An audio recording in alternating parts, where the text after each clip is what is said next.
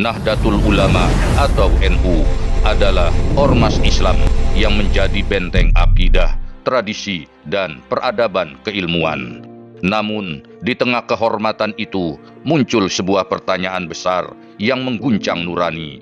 Bagaimana jika NU dengan segala khasanah ilmunya justru terjebak dalam pusaran taklid terhadap sebuah klaim nasab yang kini semakin terkuak kepalsuannya? Ya, klaim bahwa Habib Ba'alawi adalah juriah Rasulullah Shallallahu Alaihi Wasallam. Pertanyaannya, apakah NU akan tetap husnuzon atau berani membuka diri untuk ba'sul masail? Lalu, apa bahaya besar yang menanti bila PBNU terus mempertahankan husnuzonnya pada nasab klan Ba'alawi? Sahabat misteri realita, simak narasinya hingga tuntas agar kalian tidak gagal faham.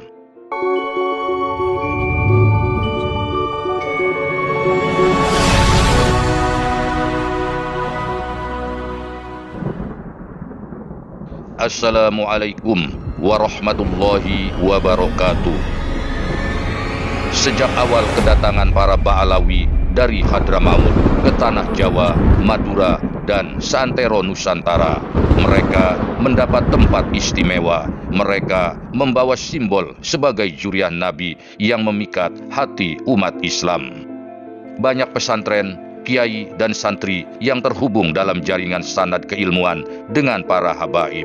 NU pun lahir dalam suasana di mana penghormatan kepada juriah Rasul dianggap bagian dari akhlak mulia. Namun persoalannya adalah, apakah benar klaim nasab Ba'alawi itu sahih atau sejatinya hanya sebuah konstruksi sejarah yang dipoles untuk melanggengkan elitisme spiritual? Jika NU ingin tetap menjadi benteng Islam Ahlus Sunnah wal Jamaah, maka ada beberapa langkah penting yang harus dilakukan. 1. Menegakkan tabayun. PBNU harus berani membuka forum ilmiah, melibatkan ulama, sejarawan, bahkan ahli genealogis untuk mengkaji dokumen-dokumen berkaitan dengan asal-usul Ba'alawi. Jangan sampai umat hanya dijejali cerita lisan tanpa bukti yang bisa dipertanggungjawabkan. 2. Mengembalikan kemuliaan pada amal dan ilmu. Rasulullah telah mengingatkan, barang siapa yang lambat amalnya, nasabnya tidak akan mempercepatnya. Artinya, ukuran kemuliaan bukanlah darah keturunan, tapi iman, ilmu, dan amal saleh. 3. Mendidik umat agar kritis. NU harus mencegah umat dari bahaya husnuzon buta, karena Islam tidak pernah mengajarkan taklid buta. Islam justru memerintahkan tabayun, meneliti dan memastikan kebenaran sebelum menerima suatu klaim. 5 bahaya jika NU tetap husnuzon pada nasab klan Ba'alawi. Sampai detik ini, PBNU belum menyatakan sikap resmi terhadap polemik nasab klan Ba'alawi. Menarik untuk dipertanyakan, apa jadinya jika NU memilih jalan mudah, tetap taklid, tetap husnuzon, tetap menganggap para habaib pasti juriah Nabi, meski bukti ilmiah menunjukkan sebaliknya. Mari kita mengkalkulasi 5 bahaya besar yang menanti para Nahdiyin akar rumput. 1. Bahaya teologis.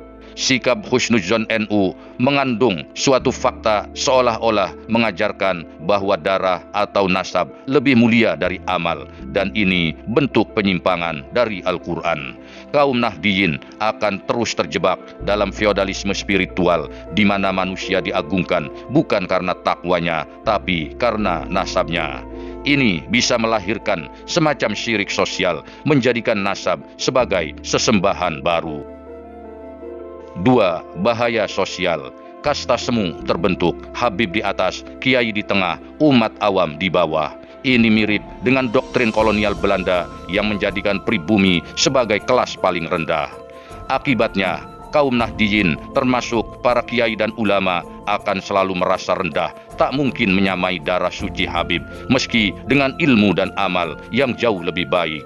Bukankah ini mencederai ajaran Islam yang menegaskan inna akramakum indallahi atqakum, yang paling mulia di sisi Allah hanyalah yang paling bertakwa. 3. Bahaya politik. Habib dengan klaim keturunan Nabi bisa menjadi senjata politik. Nama besar Rasulullah dipakai untuk meraih kekuasaan spiritual dan duniawi. Jika PBNU ikut melanggengkan klaim ini, maka secara organisasi pun bisa dituduh sebagai pelindung kepalsuan yang menguntungkan elit tertentu. 4. Kehilangan otoritas moral.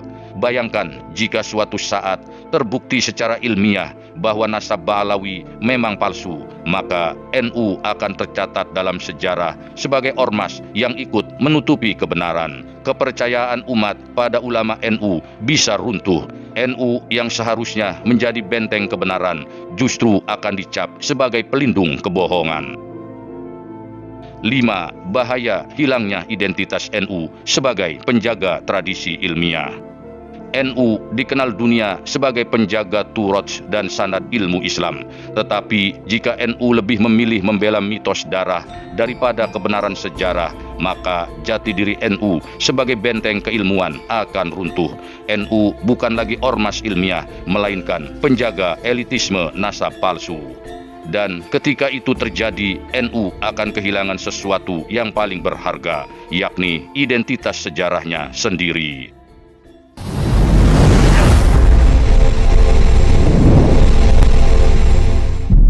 Bayangkan, seorang kiai atau ustadz berdarah Jawa misalnya, yang hafal Al-Quran, pakar dalam membaca kitab, rajin ibadah, dan berakhlak mulia. Namun, di tengah masyarakat, dia akan tetap dianggap lebih rendah dibandingkan dengan para Ba'alawi hanya karena tidak mempunyai nasab Habib. Sementara seorang Habib yang bahkan tidak berilmu, tidak beramal soleh, tetap dipuja-puji hanya karena garis keturunan yang kini diragukan kebenarannya. Apakah ini adil? Apakah ini sesuai dengan ajaran Rasulullah atau justru pengkhianatan terhadap risalah Islam itu sendiri? NU lewat kebijaksanaan para petinggi PBNU saat ini tentu mempunyai kesempatan besar untuk menunjukkan jati dirinya sebagai benteng kebenaran. Bukan dengan menolak habaib, bukan dengan membenci Ba'alawi, tapi dengan mengembalikan standar kemuliaan pada ilmu, amal, dan akhlak. Mereka harus mampu menunjukkan kebenaran lewat forum Ba'sul Masail agar polemik nasab tidak berkepanjangan dan menggiring NU secara organisasi ke tubir jurang perpecahan. Ingatlah, jika NU berani tabayun dalam soal nasab klan Ba'alawi ini, maka NU akan tercatat dalam sejarah sebagai ormas yang menyelamatkan umat dari feodalisme spiritual.